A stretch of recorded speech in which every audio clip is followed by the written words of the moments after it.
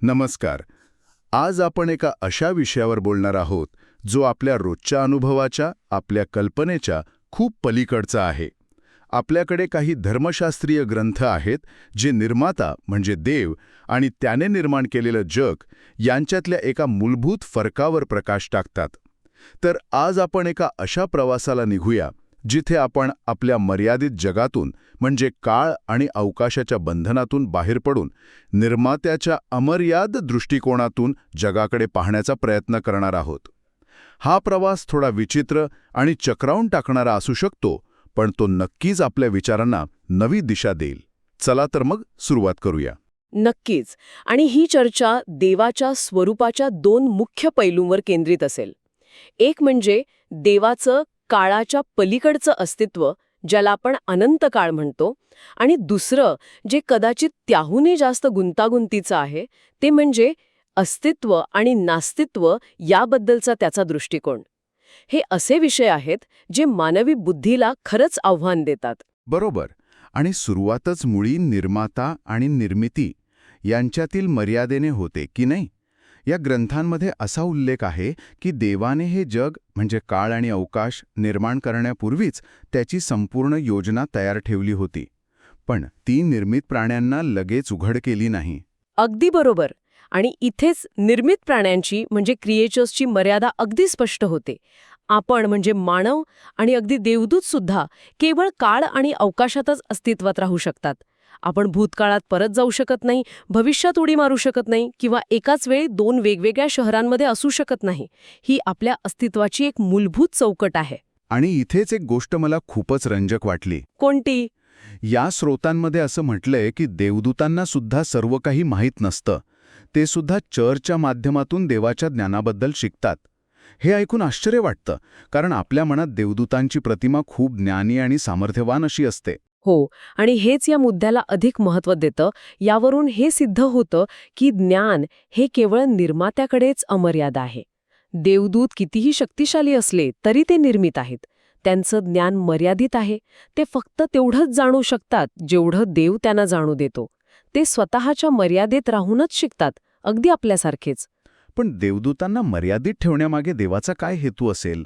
म्हणजे काय यामुळे त्यांना देवावर अधिक अवलंबून राहावे लागते, अगदी आपल्यासारखं? ही एक उत्तम निरीक्षण आहे. या स्रोतांनुसार हाच हेतू असू शकतो. मर्यादित ज्ञान हे निर्मात्यावरील अवलंबित्व वाढवतं. हे दाखवतं की केवळ देवच स्वावलंबी आणि स्वयंपूर्ण आहे. बाकी सर्व निर्मिती, मग ती कितीही उच्च दर्जाची असो, ती निर्मात्यावरच अवलंबून आहे. ठीक आहे, म्हणजे निर्मितीची मर्यादा स्पष्ट झाली. आता देवाच्या दृष्टिकोनाकडे वळूया. या स्रोतांमध्ये एक आश्चर्यकारक कल्पना मांडली आहे की देव काळ आणि अवकाशाला काहीच नाही असं मानतो, नॉन एक्झिस्टंट. हे स्वीकारायला खूप कठीण आहे, कारण आपल्यासाठी तर हेच वास्तव आहे की नाही? आपलं संपूर्ण आयुष्य, आपले अनुभव, आपल्या आठवणी, सगळं काही याच काळ आणि अवकाशात घडतं. यातलं आकर्षक सत्य हे आहे की देव काळ आणि अवकाशाच्या पलीकडे आहे. तो त्याचा निर्माता आहे, त्यामुळे तो त्याच्या अधीन नाही. याची कल्पना एका चित्रकारासारखी करा. चित्रकार कॅनव्हासवर चित्र काढतो, पण तो स्वतः त्या चित्राचा भाग नसतो. अच्छा. तो त्या चित्राच्या बाहेर उभा राहून संपूर्ण चित्र एकाच वेळी पाहू शकतो. आपल्यासाठी भूतकाळ, वर्तमानकाळ आणि भविष्यकाळ हे एका रेषेत धावणाऱ्या ट्रेनच्या डब्यांसारखे आहेत. आपण फक्त आपल्या डब्यातून बाहेर पाहू शकतो. पण देव त्या ट्रेनच्या बाहेर उभा आहे आणि तो संपूर्ण ट्रेन सुरुवातीपासून शेवटपर्यंत एकाच नजरेत पाहू शकतो. वा, म्हणजे आपल्या आयुष्यातला सर्वात वाईट क्षण आणि सर्वात आनंदी क्षण देवाच्या दृष्टीत एकाच वेळी अस्तित्वात आहेत. हो, हे तर मानवी अनुभवाच्या पूर्णपणे विरुद्ध आहे. या विचाराने तर पश्चाताप आणि चिंता या भावनांचा अर्थच बदलून जातो. म्हणजे देवासाठी हजारो वर्ष कालच्या दिवसासारखे किंवा रात्रीच्या एका प्रहरीसारखे आहेत. हो, स्तोत्रसंहिता 90:4 मध्ये असाच काहीसा उल्लेख आहे, बरोबर? हो, मूळ लिखाण त्याच वचनाचा आधार घेतं. आणि इथे एक महत्त्वाचा फरक लक्षात घ्यायला हवा. देवाचा अनंत काळ म्हणजे वेळेचा अमर्याद विस्तार नाही, जसं की एक न संपणारी रेषा. अच्छा. वेळ स्वतः एक निर्मिती आहे, अवकाशासारखीच. जर देव वेळेच्या अधीन असता, म्हणजे त्याला ही घटना एका क्रमाने अनुभवाव्या लागल्या असत्या, तर तो सर्वशक्तिमान नसता. तो त्या निर्मितीचा भाग झाला असता, निर्माता नाही. अगदी. त्याचं आत्ता हे आपलं भूतकाळ, वर्तमान आणि भविष्यकाळ सामावून घेतं. ठीक आहे, म्हणजे देव काळाच्या बंधनात नाही हे स्पष्ट झालं. पण मग अस्तित्वाच्या बाबतीत काय? ज्या गोष्टी अस्तित्वातच नाहीत, त्यांच्याकडे तो कसा पाहतो? कारण आपल्यासाठी जे नाही ते नाही, शून्य. पण श्रोते इथेही एक वेगळाच विचार मांडतात. आणि खरं सांगायचं तर इथे माझं डोकं थोडं फिरायला लागते. हो, ही कल्पना समजायला थोडी कठीण आहे. मानवी दृष्टिकोनातून तुमचं म्हणणं बरोबर आहे. जे अस्तित्वात नाही ते शून्य आहे. पण या ग्रंथांनुसार देवाच्या दृष्टिकोनातून नास्तित्व म्हणजे नॉन बीइंग सुद्धा देवाच्या आतच अस्तित्वात आहे. थांबा. नास्तित्व देवाच्या आत असणे म्हणजे काय? हे सोप्या भाषेत कसं समजून घेता येईल? याची कल्पना एका लेखकासारखी करा. त्याने अजून न लिहिलेल्या कथा, पात्र आणि जग त्याच्या मनात, त्याच्या कल्पनेत अस्तित्वात असतात. त्या अजून कागदावर आलेल्या नाहीयेत, पण त्या त्याच्या कल्पनाशक्तीचा भाग आहेत. देवासाठी हे त्याहून अनंतपटीने मोठं आहे. जे काही निर्माण होऊ शकतं, जे काही अस्तित्वात येऊ शकतं, ते सगळं त्याच्या अनंत अस्तित्वाचा एक भाग आहे.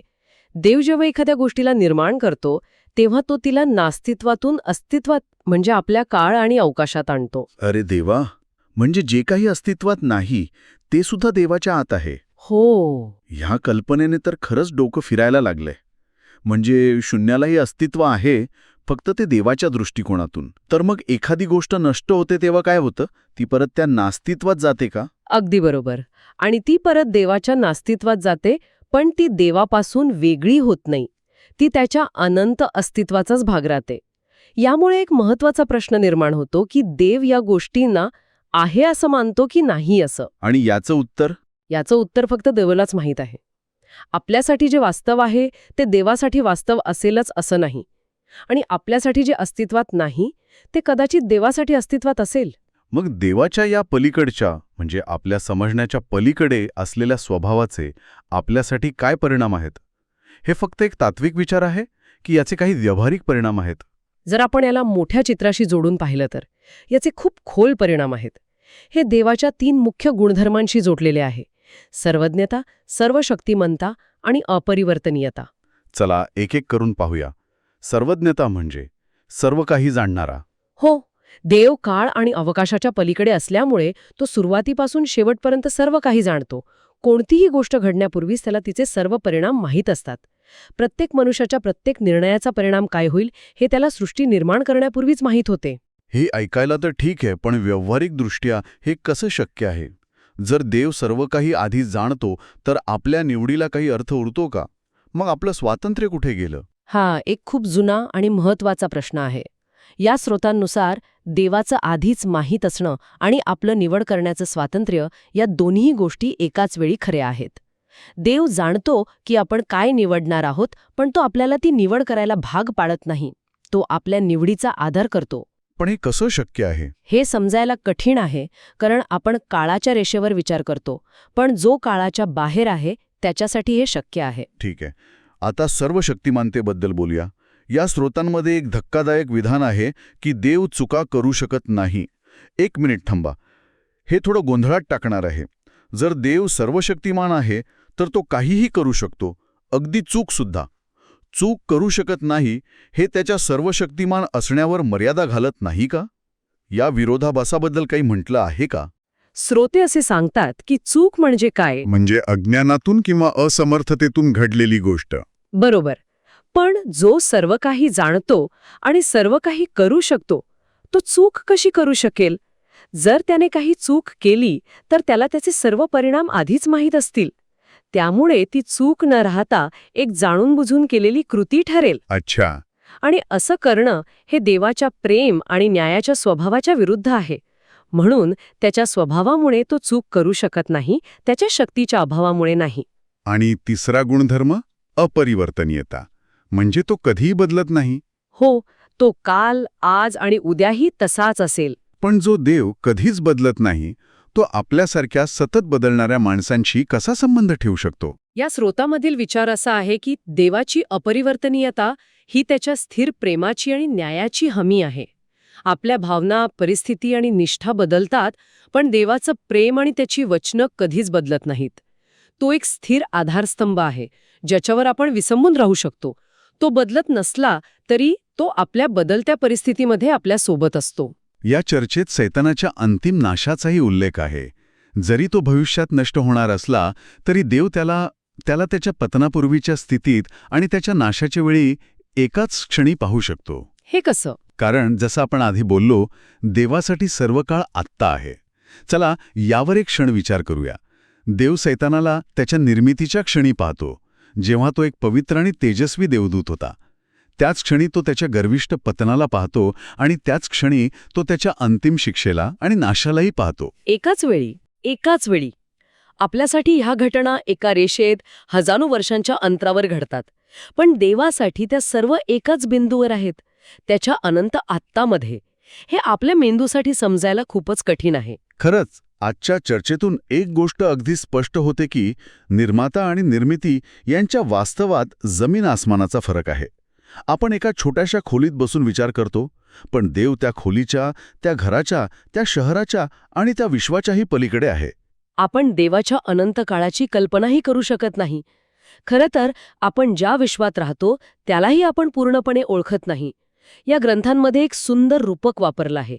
देव संपूर्ण विश्वाला एका भांड्यातील पाण्याच्या थेंबासारखे किंवा तराजूवरील धुळीच्या कणासारखे मानतो. म्हणजे नगण्य. हो, त्यामुळे मानवी बुद्धीने देवाचं स्वरूप पूर्णपणे समजणे अशक्य आहे. आपण फक्त तेवढेच समजू शकतो जेवढे त्याने आपल्याला प्रकट केले आहे. जाता जाता ऐकणाऱ्यांसाठी एक विचार सोडून जाऊ इच्छितो. जर देवासाठी भूतकाळ, वर्तमान आणि भविष्यकाळ एकाच वेळी अस्तित्वात असतील, तर आपण ज्या घटनांना दुःखद भूतकाळ किंवा आशादायक भविष्य म्हणून पाहतो, त्याकडे पाहण्याचा आपला दृष्टिकोन कसा बदलावा? याचा अर्थ असा होतो का की आपल्या जीवनातील प्रत्येक क्षण, चांगला किंवा वाईट, आपल्या चुका आणि आपली चांगली कामं, हे सर्व देवाच्या अनंत आत्तामध्ये कायमचे अस्तित्वात आहेत, एकाच वेळी पाहिले जात आहेत? या विचारावर नक्कीच मनन करण्यासारखं आहे.